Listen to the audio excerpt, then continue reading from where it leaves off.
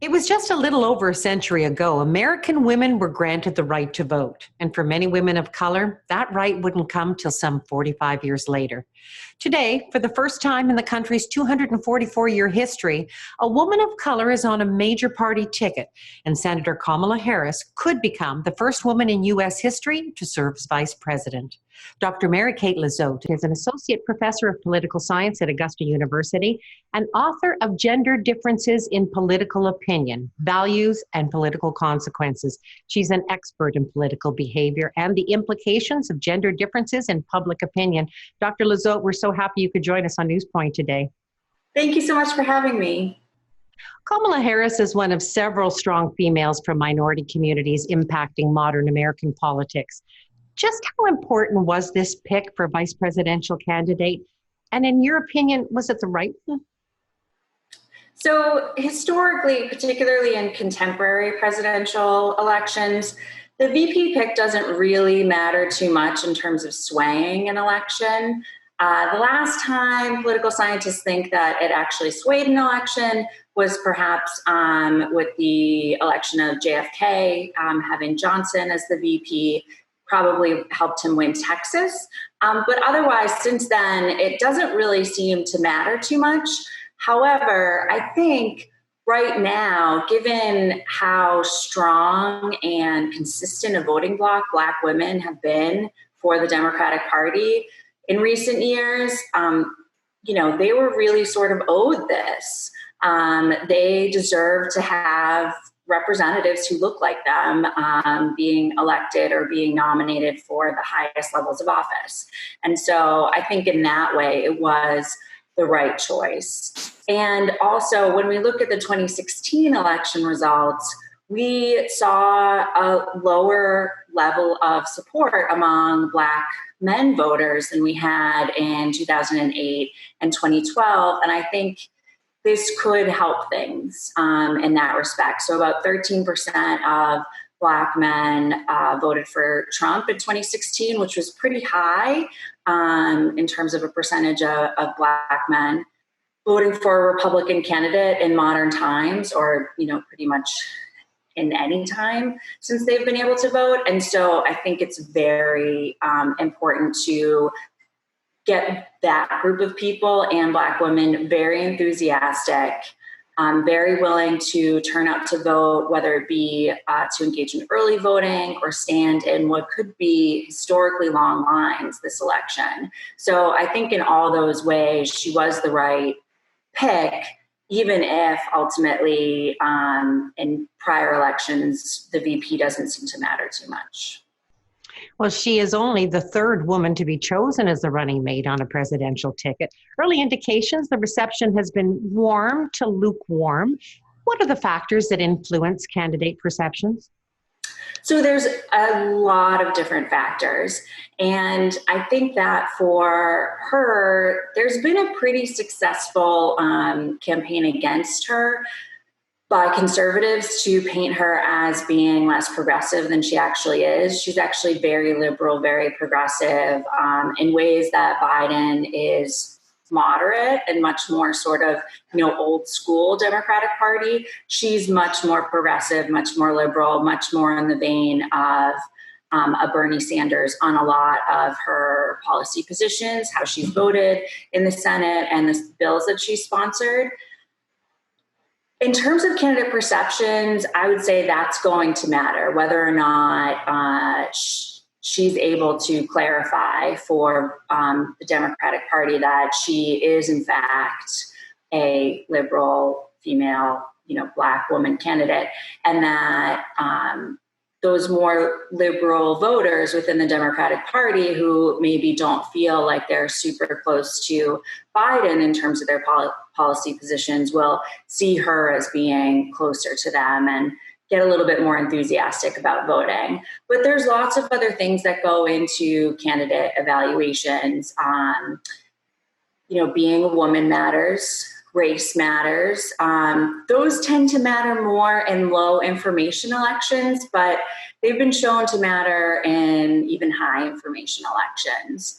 I would say that her experience is an interesting thing to think about, and to what extent that could matter, given that she has so much past political experience. And yet some of my own research has shown that, unfortunately, female candidates don't tend to benefit from having past political experience the way that white male candidates do.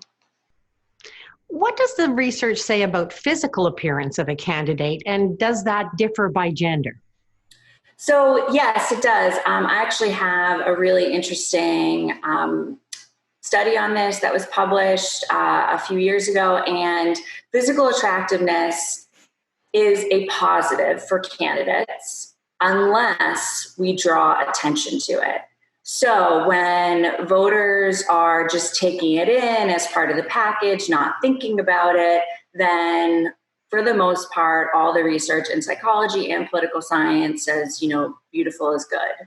Physical attractiveness is a good thing. But once we draw attention to it, there are certain stereotypes and things that come along with drawing attention to it, particularly for a woman candidate. To refer to her as physically attractive can make people think that she is not going to be as qualified, not as intelligent, not as competent, because it brings up certain stereotypes. And interestingly, that project also found that for male candidates to draw attention to their physical attractiveness actually makes voters see them as less trustworthy. And we weren't expecting that result, but given some of the political scandals involving affairs, we think that's probably why drawing attention to a male candidate's physical attractiveness will actually cause lower evaluations of their trustworthiness. So what happens to opinions on appearance when you bring partisanship into the equation? Is it different?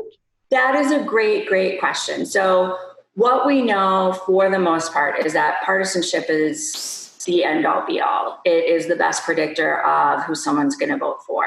And ultimately, no one has done that research to see whether or not Republicans or Democrats differ, or independents differ, in how they would react to attractiveness or drawing attention to talking about a candidate's physical attractiveness.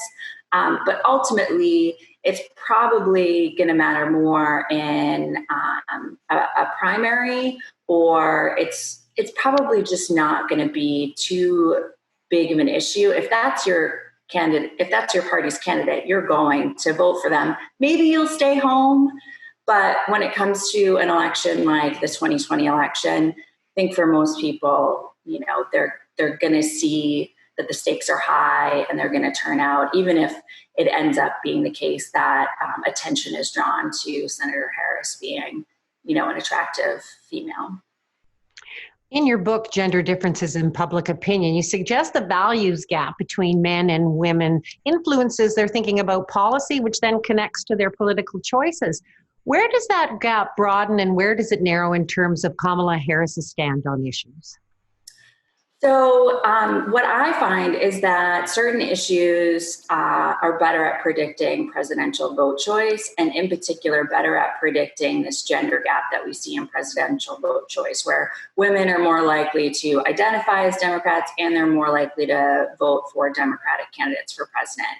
And the issue areas that matter the most over the last 30, 40 years have been social welfare issues. So things like healthcare, health insurance, aid to the poor, Social Security benefits, those sorts of things, as well as aid for public schools, things of that nature. And then also equality issues.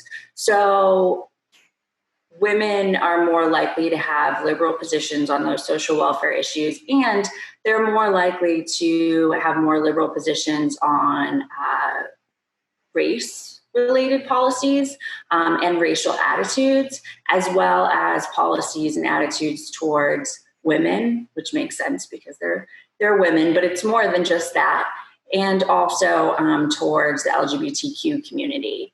And a lot of those issues have been really salient during this campaign season. With the pandemic, there's been a lot of discussion about the, need for food banks, the need for more generous unemployment insurance, helping people during this time of crisis. And the social welfare issues really touch upon that sort of thing, as well as, of course, the issue of access to good health care.